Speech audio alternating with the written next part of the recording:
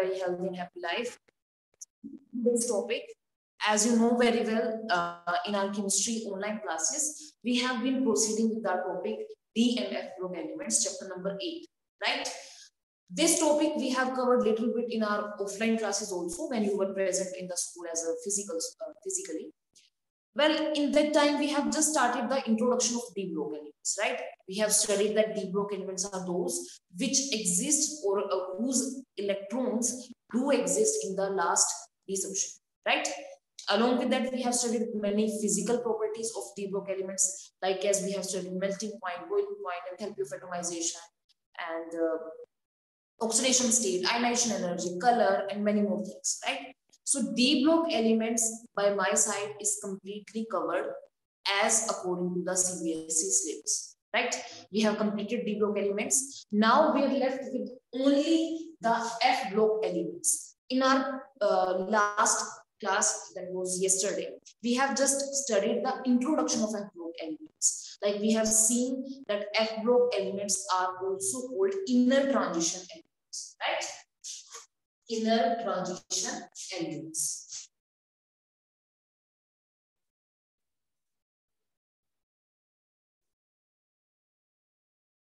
Along with that, we have studied that this is made up of two different series. One is lanthanoid series and second one is actinoid series.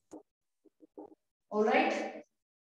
So my dear students, in your according to this scenario we are dealing with, actinoid is not in your syllabus. We have just to discuss the lanthanoids, and before starting the lanthanoid series, I want to tell you that this particular topic is very small, but still we will cover as it is given our syllabus. Might be for 1 mark or 2 mark we can get the any kind of question regarding lanthanoids, right? So in my opinion, the chapter D and F block element would be completely covered within this class.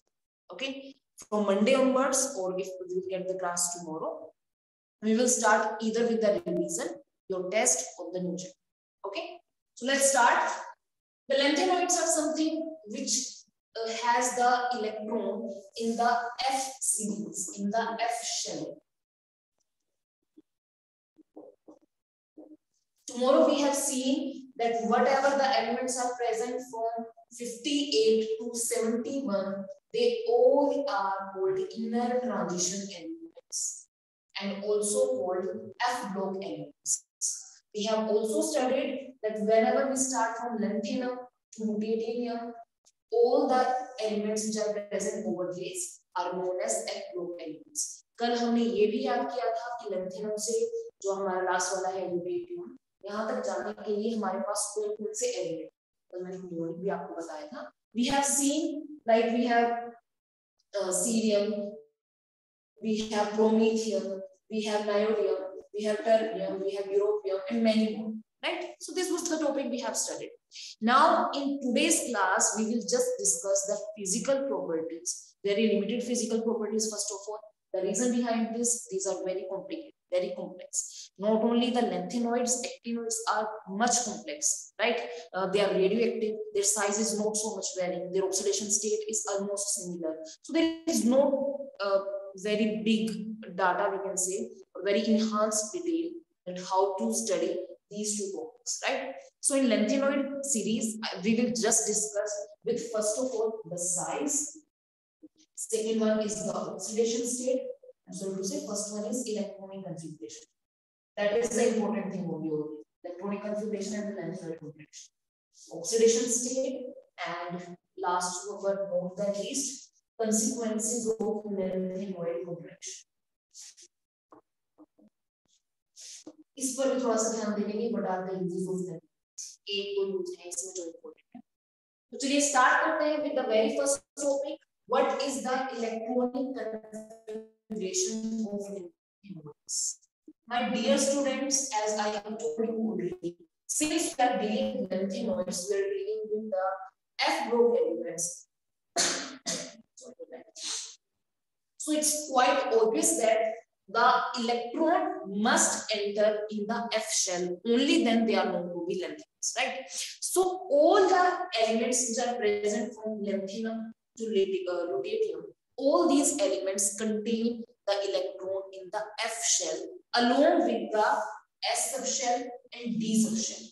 Tomorrow's class I have told you that any kind of, we will see the inner transition element over there. We will have some 5D, 4F and 6S, these type of electronic configuration, right? 4F must contain 1 to 14 electron, 6S must contain 1 to 2, and over here D0 over, right? So we will see. पहली तो बात ये है कि पूरे के पूरे आपके जितने भी एलिमेंट्स हैं वो सिर्फ इसी कैटेगरी में लाई करेंगे, इधर 5D 0 to 1, 4F 1 to 14, 6S 0 to 2, ठीक है जी। ये आपको पता ही है कि हमारी जो ट्रांजिशन सीरीज है वो है 4D and 5D। ये जो 5D वाली सीरीज है उसके अंदर कहीं पे जाके छुपे, वहां पे छुपे हुए हैं लेंथेनम वाले केस। लेंथेनम के बाद डायरेक्ट हैफनियम स्टार्ट करते हैं। Lanthanum is of 57 and hafnium is of 72, the बीच में जितने भी elements हैं वो सारे यहाँ पे छुपे हैं, है ना जी। So now my point here is we have to deal with this electronic configuration. 6s के अंदर एक से 2 इलेक्ट्रॉन होने चाहिए जी, 5d में सिर्फ 2 ही प्रोबेबिलिटी है, या तो 0 की या तो 1, बाकी सारे इलेक्ट्रॉन जो है वो आपके होंगे f सीरीज। अब इस सीरीज को, इस इलेक्ट्रॉनिक कन्फिगरेशन को थोड़ा और आसान कर देते हैं। हमें सिर्फ 4 एलिमेंट्स याद रखने हैं, which is lanthanum, cerium, gadolinium and the europium. So not europium, lutetium. ये सिर्फ 4 ही एलिमेंट्स ऐसे हैं जो 5D 1 इलेक्ट्रॉनिक कन्फिगरेशन को कैरी कर रहे हैं। ये सिर्फ 4 ही एलिमेंट्स ऐसे हैं जो 5D 1 इलेक्ट्रॉनिक कन्फिगरेशन को कैरी कर रहे हैं। अदरवाइज जितने भी एलिमेंट्स हैं सीरीज के अंदर, इनर ट्रांजिशन एलिमेंट्स के अंदर, they do not have any electron in the 5D series and we will not write this one for other elements. तो ये 4 ही एलिमेंट्स हैं। एक आध एग्जांपल लेके देख लेते हैं कि ये 4 में ऐसी क्या खास बात है इनको हमने 5D 1 से कंसीडर किया है। Let's see. फर्स्ट सबसे पहले हम स्टार्ट करते हैं, suppose we are having length. पहली बात मेरे प्यारे बच्चों, जब भी आप इलेक्ट्रॉनिक कॉन्फ़िगरेशन को डील कर रहे हैं एफ एलिमेंट्स की, तो छोटा सा टॉपिक है but still we have to remember this. तो ऐसा नहीं है कि आप हर एक इलेक्ट्रॉनिक कॉन्फ़िगरेशन को याद रखें, सिंपल सा मेथड है, उसके अकॉर्डिंग आपने हर सीरीज को फॉलो करना है। But you must have remember ये 4 एलिमेंट्स जो हैं इनमें कुछ खास बात है कि इनमें 5D1 इलेक्ट्रॉन है rather than the other elements, right. चलिए, तो सबसे पहले आपका काम क्या है, we will start with the xenon. As you know very well that xenon is something which is our noble gas, तो हम noble gas configuration को उठा के चल रहे हैं। xenon is 54। lanthanum हमारा जो एलिमेंट है इसका एटॉमिक नंबर है 57। ये मैंने आपको पहले ही बता दिया कि हम lanthanum से स्टार्ट कर रहे हैं, जिससे तो 54 इलेक्ट्रॉन्स को हमने पहले कवर किया। Now we have been left with only 3 electrons, among which we have 5D1, total 55 हो गए हैं, and last we have 6s2। ठीक है जी। अब क्वेश्चन ये अराइज होता है कि आपका जो लेंथेनम है उसके अंदर F शेल के अंदर एक भी इलेक्ट्रॉन नहीं है, और यही रीजन है कि इसको हम ट्रांजिशन एलिमेंट्स के अंदर शो भी करते हैं। जब आपने ट्रांजिशन एलिमेंट्स वाली सीरीज पढ़ी थी, we have seen the 5D series, आपको याद होगा दैट वाज स्टार्टिंग विद ला हफ्ता वारी, that means lanthanum, hafnium, lanthanum, tungsten, rhenium and so on. Reason आपने देख लिया कि उसके अंदर कोई भी F इलेक्ट्रॉन के अंदर नहीं, बट lanthanum जो है उसकी प्रॉपर्टीज बाकी सभी इनर ट्रांजिशन एलिमेंट्स के साथ इतनी ज्यादा मैच कर रही है कि हमने अपनी सीरीज का नाम ही रख दिया है लेंथेनॉइड सीरीज। ठीक है जी।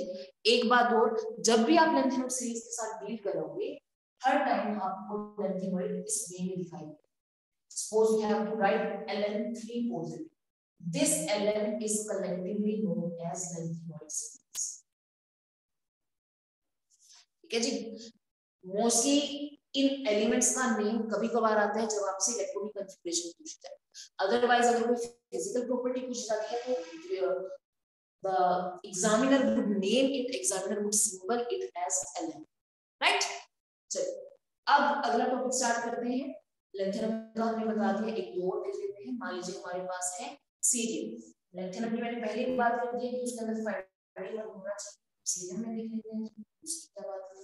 Cerium is the next element after the lanthanum, that means electronic configuration number should be 8। Same concept है, 0 5 6 and 4 54 एलिमेंट्स हमारे ऑलरेडी कंप्लीट हो चुके हैं। 4f में हमने फर्स्ट इलेक्ट्रॉन फिल किया है, 5d में हमने अपना फर्स्ट इलेक्ट्रॉन फिल किया है और 6s। ये चीज देखने में थोड़ा सा कंफ्यूजिंग लग रही है, इसीलिए अपने आप को याद रखने के लिए हम क्या करेंगे, 4f को पहले मेंशन कर देंगे, then 5d, then 6s, 4f1 5d1 6s2, lanthanum C। Next देख लेते हैं, we suppose we are having niobium which is the atomic number 60। okay. इसके बारे में अगर हमें 60 इलेक्ट्रॉन्स फिल करने हैं, दैट मींस 0 54 और उसके बाद हम चलते हैं अपने 4f इलेक्ट्रॉन पे, 6s इलेक्ट्रॉन पे,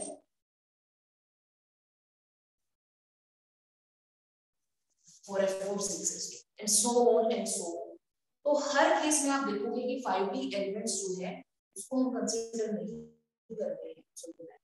बट अगर मैं बात करूं गैडोलियम की और ड्यूटेरियम की, इन दोनों में क्या स्पेशल बात है वो देख लीजिए।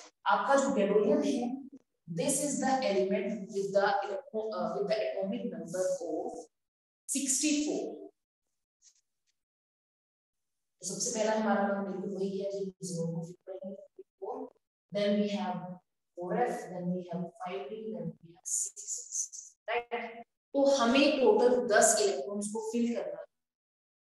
इनमें से हमने 2 इलेक्ट्रॉन डाल दिए 6s के अंदर, कितने हो गए हमारे पास 56।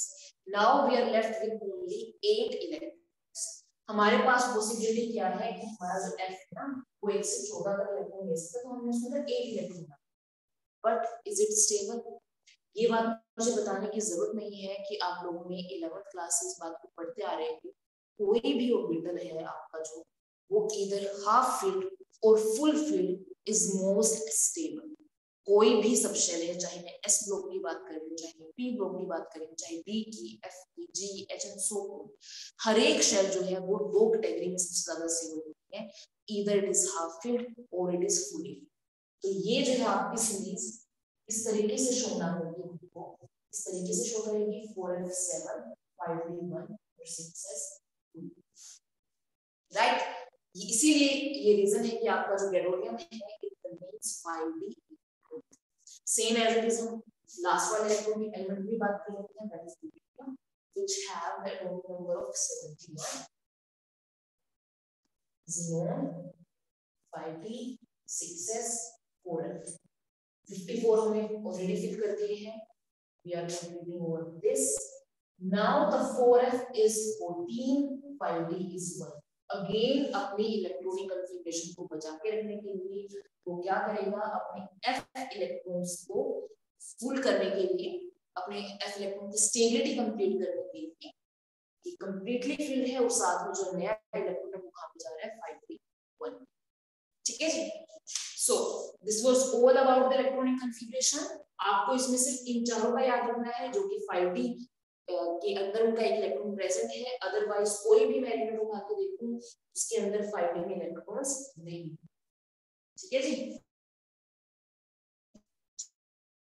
चलते हैं अपने नेक्स्ट टॉपिक की तरफ, which is oxidation state. Let's talk oxidation state.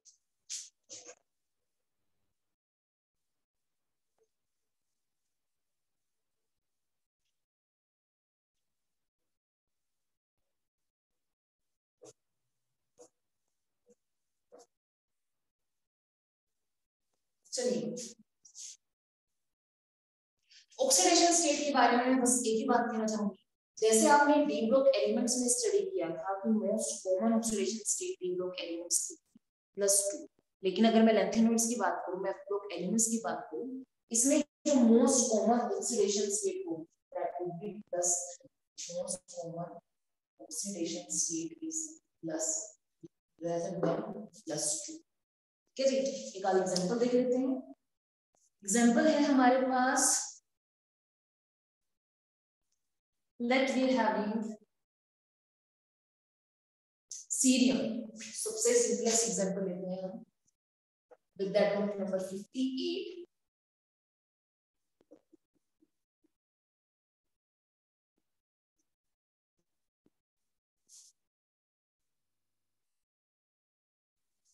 Ji 4f के अंदर आपका 1 इलेक्ट्रॉन है, 5d का 1 इलेक्ट्रॉन है, 6s के अंदर 2 इलेक्ट्रॉन। ठीक है जी, अब मैं बोल रही हूँ कि मुझे इसमें से 3 इलेक्ट्रॉन्स को रिमूव करना है। अगर मैं इसको ऑक्सीडेशन स्टेट लेके चलूं +2, कोई दिक्कत नहीं है जी, ज़ीनोन 4f1 5d1 और 6s0, 6s से 2 इलेक्ट्रॉन रिमूव हो गए, कोई दिक्कत नहीं है। बट अगर मैं इस सेम प्रोसेस में से 3 इलेक्ट्रॉन को रिमूव करूंगी, that would attain the better configuration with xenon 4f1 only, है ना। 5d1 की बजाय 5d0, क्योंकि वो फुली फिल्ड नहीं है, वो हाफ फिल्ड नहीं है, तो उसमें एक भी इलेक्ट्रॉन ना हो, वो नोबल गैस कॉन्फ़िगरेशन ज्यादा क्लोज है एज कंपेयर टू +2। इसीलिए आपके जो लैंथेनोइड्स हैं वो ज्यादातर क्या ऑक्सीडेशन स्टेट शो करेंगे, they will show the +3 oxidation state, the highest, the most, right. चलिए अब नेक्स्ट इसमें हम पढ़ते हैं about the atomic and ionic radii.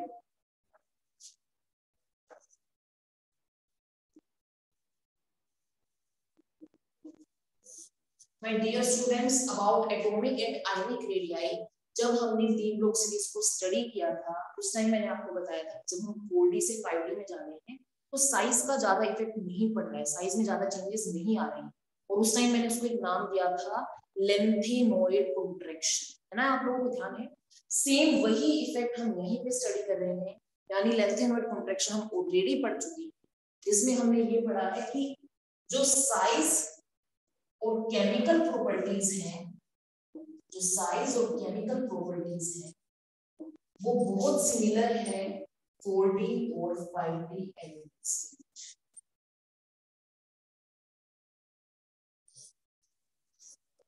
ठीक है जी, दूसरी इंपॉर्टेंट बात कि जब भी हम लेंथेनॉइड कॉन्ट्रैक्शन के बारे में स्टडी करते हैं, we know very well lanthanoid contraction तब होता है जब हमारे 4f इलेक्ट्रॉन्स इन्वॉल्व होते हैं। And you know very well कि लेंथेनॉइड कॉन्ट्रैक्शन का मतलब क्या है, कि जब हम 4f सीरीज के अंदर मूव कर रहे हैं, suppose we are moving with lanthanum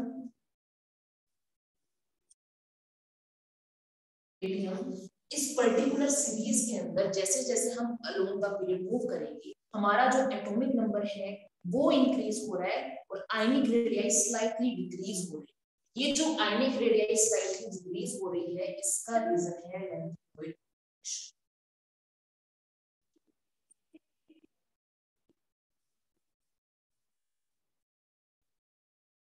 lanthanoid contraction क्या है, सबको पता है जी, हमारा जो न्यूक्लियस है और जो आउटर मोस्ट इलेक्ट्रॉन्स है, वी नो वेरी वेल कि जो इलेक्ट्रॉन्स हैं और जो न्यूक्लियस है उनके बीच में एक strong force of attraction present है। आपका जो न्यूक्लियस है उसके ऊपर चार्ज इतना बेटर है कि वो लास्ट वाले इलेक्ट्रॉन को इजीली कैप्चर कर सकते, इजीली एब्जॉर्ब कर सकते, इजीली इग्नोर कर सकते। But we know very well कि जो हमारे लास्ट वाले इलेक्ट्रॉन्स होते हैं they are the 4f electrons. 4f electrons, they represent very poor shielding. Due to poor shielding of 4f electrons, जितना strongly capture करना चाहिए था हमारे न्यूक्लियस को और इलेक्ट्रॉन को, सॉरी हमारे न्यूक्लियस को इलेक्ट्रॉन को जितना strongly capture करके रखना चाहिए था वो उतना strongly capture नहीं होगा। क्यों? क्योंकि हमारे जो 4f इलेक्ट्रॉन है उनके बीच में poor shielding है, they represent the poor shielding due to which the Z effective, that means the nuclear charge, effective nuclear charge वो increase हो जाएगा, effective nuclear charge increase हो जाएगा। effective nuclear charge increase होने की वजह से जो लास्ट वाला इलेक्ट्रॉन उसके ऊपर स्ट्रॉन्गली न्यूक्लियर चार्ज होने की वजह से स्ट्रॉन्गली फोर्स ऑफ अट्रैक्शन लगा के रखेगा। स्ट्रॉन्गली फोर्स ऑफ अट्रैक्शन लगाने की वजह से वो इलेक्ट्रॉन उसके साथ क्लोज आ जाएगा, जो जिसको दूर जाना चाहिए था वो उसके धीरे धीरे पास। ठीक है जी, क्यों? क्योंकि ये जो आपका न्यूक्लियस है उसका इस इलेक्ट्रॉन के ऊपर स्ट्रेंथ पावर बहुत ज्यादा स्ट्रॉन्ग है। ठीक है जी, तो इसकी वजह से क्या होगा, दैट इफेक्टिव इंक्रीज होने की वजह से nucleus electron attraction will be increased and finally the size will decrease. Size decrease हो रहा है, that means atomic ion radii भी decrease। ठीक है जी,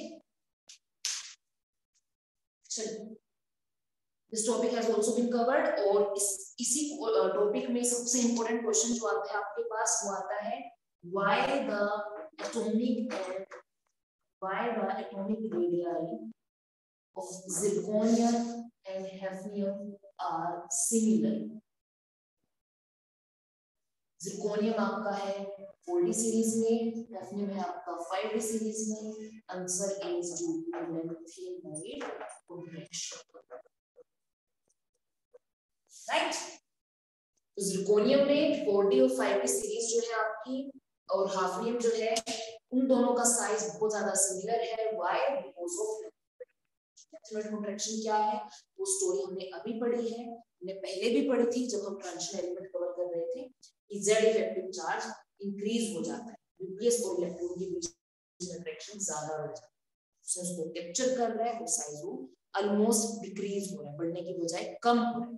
ये जो एक्सेप्शन है ये हमें वो बताता है, right.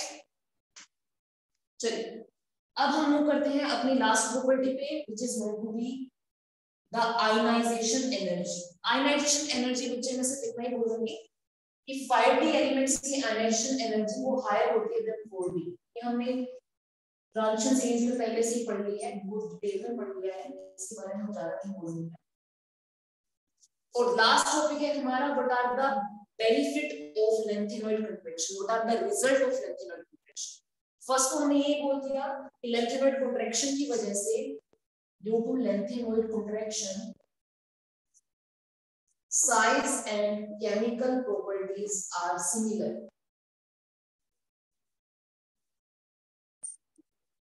of 4D and 5D। Second है oxidation state of 5D is higher than oxidation state of 4D। ये बात भी हमने पढ़ी थी बहुत अच्छे से डिटेल से लैंथेनॉइड कॉन्ट्रैक्शन की वजह से। और थर्ड पॉइंट है due to lanthanoid contraction basic character of hydroxides decrease. ये पॉइंट मैं एक्सप्लेन करूंगी क्योंकि ये हमने पहले स्टडी नहीं किया है यूरेफ ऑर्गेनिजम्स में।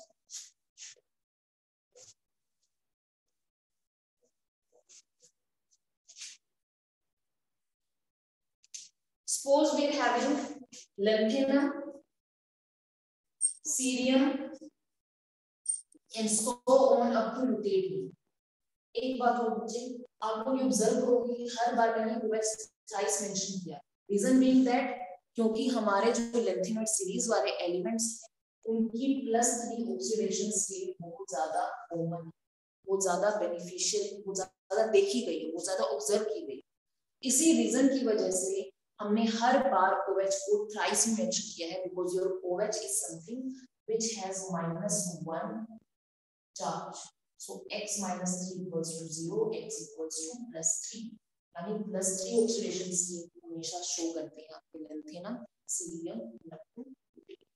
अब क्वेश्चन ये अराइज होता है कि इन हाइड्रोक्साइड का बेसिक कैरेक्टर पर क्या इफेक्ट है। My dear students, you know very well कि हाइड्रोक्साइड्स क्या होते हैं, सॉरी बेस की प्रॉपर्टी क्या होती है। बेस की प्रॉपर्टी होती है कि या तो वो अपने H पॉजिटिव को एब्स्ट्रैक्ट करे या तो वो अपने OH नेगेटिव आयन को लूज करे। ठीक है, आप लोगों ने 11th क्लास में 7th चैप्टर में एक टॉपिक पढ़ा था, Arrhenius concept of acid and base. क्या बोलता था आर्हीनियस कंसेप्ट हमें? आर्हीनियस कंसेप्ट हमें ये बताता था कि जो एसिड्स होते हैं वो H पॉजिटिव को रिलीज कर सकते हैं, जबकि जो बेस होते हैं वो OH नेगेटिव आयन को रिलीज कर सकते हैं। तो उस कंसेप्ट के अकॉर्डिंग हम ये बोल सकते हैं जो कंपाउंड OH आयन को जितनी इजीली रिलीज करेगा वो उतना ही स्ट्रॉन्ग बेस। सही बोल रही हूँ मैं? बिल्कुल सही बोल रहे हैं, कोई गलती नहीं है इस बात में।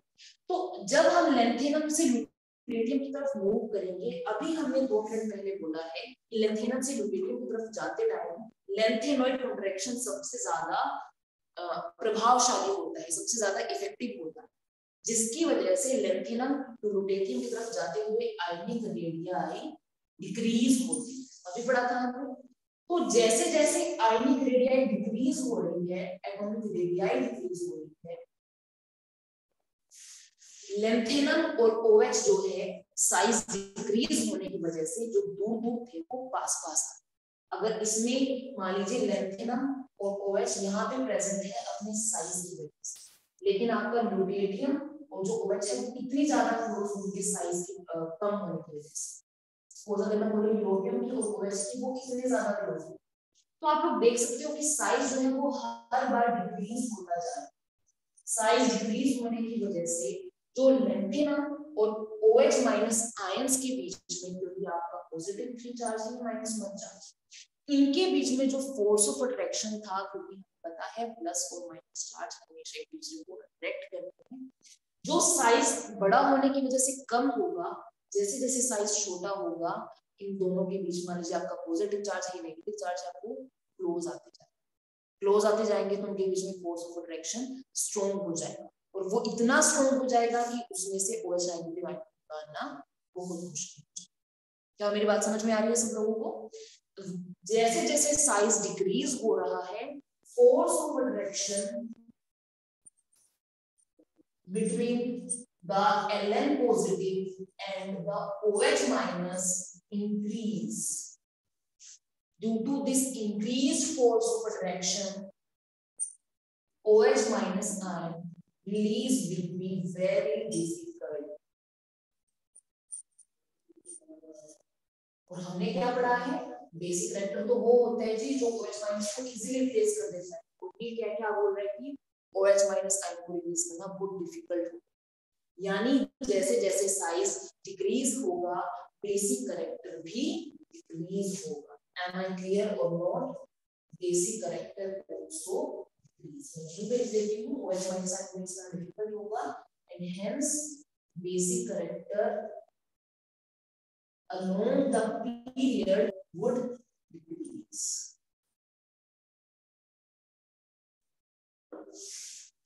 Clear है जी? So this was the consequences of lanthanoid contraction, जिसमें हमने 3 बातें पढ़ी हैं, साइज और केमिकल प्रॉपर्टी, सेकंड हमने पढ़ा है ऑक्सीडेशन स्टेट के बारे में, और थर्ड हमने पढ़ा है बेसिक कैरेक्टर के बारे में। इतना ही था फिजिकल प्रॉपर्टीज में। मैग्नेटिक प्रॉपर्टीज के बारे में 2 लाइनें मेंशन है, मैं भी बोल देती हूँ वही बात है, और आपको पता भी है कि हमारे जो D और F ब्लॉक एलिमेंट्स हैं जो हमने लास्ट क्लास में स्टडी किया था, they show paramagnetic behavior. They show the paramagnetic behavior.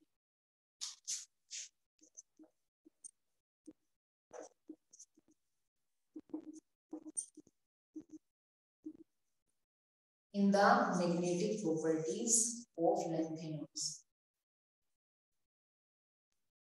मालूम है ये बात? बिल्कुल मालूम है। All my lanthanoids, they show the paramagnetic behavior due to unpaired electrons.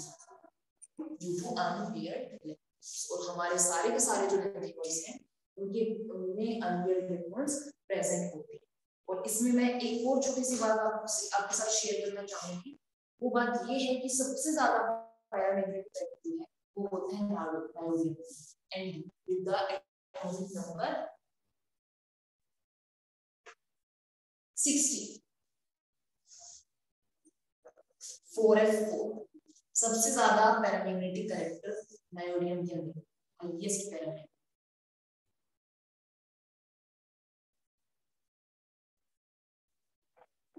Ji, physical properties cover हो गई हैं। अब लास्ट में मैं यूज करके इस टॉपिक को फिनिश कर रही हूँ। यूजेस क्या है लैंथेनॉइड्स के? जिस तरीके से हमने डी ब्लॉक एलिमेंट्स के यूजेस पढ़े थे कि वो अलॉय से ज्यादा इजीली बना सकते हैं, एज इट इज आपके लैंथेनॉइड्स जो है वो भी अलॉय फॉर्मेशन में बहुत ज्यादा इन्वॉल्व होते हैं, अलॉय फॉर्मेशन में इन्वॉल्व होते हैं। Why? Because whenever we add our lanthanoid metal with other D block metal or some S block metal, some P block metal, what would happen? Their metallic character would be strong, hardness would be better, and they would be better alloys. इतना ही नहीं, जो lanthanoids के alloys होते हैं जिनमें lanthanoid metal को use करते हैं, they are going to be mish metal. Mish metal क्या है? जिसके अंदर आपके लैंथेनॉइड्स हैं, आयरन है और साथ में some traces of sulphur and coke. यहाँ मैं बोल सकती हूँ लैंथेनॉइड 95% यूज हो रहा है, आयरन 5% और जो 0.1-0.2% है वो आपका सल्फर और कार्बन एज अ ट्रेस। तो जिसमें हमने लैंथेनॉइड को यूज किया है, उन अलॉयज को नाम देते हैं मिश मेटल। Right? So बच्चे, this was all about the topic lanthanoids. एक बार आप भी प्लीज यूजेस को अच्छे से चेक कीजिएगा।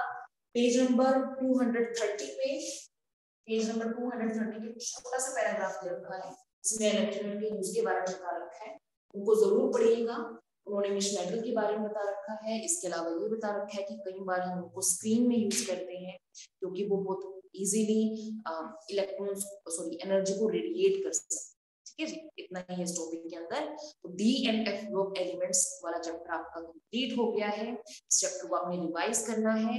अगर कोई डाउट है, कोई क्वेरी है, please let me know, you can ask me. By my side, the topic has covered, the topic has been completed. Yes, class, any doubt, any query?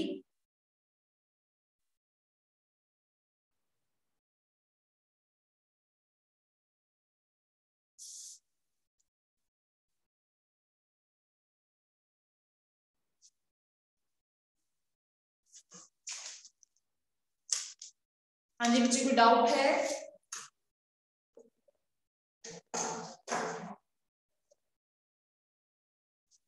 If there is no doubt, the topic has been completed by my side. You have the notes, you have the videos, you have seen the lecture.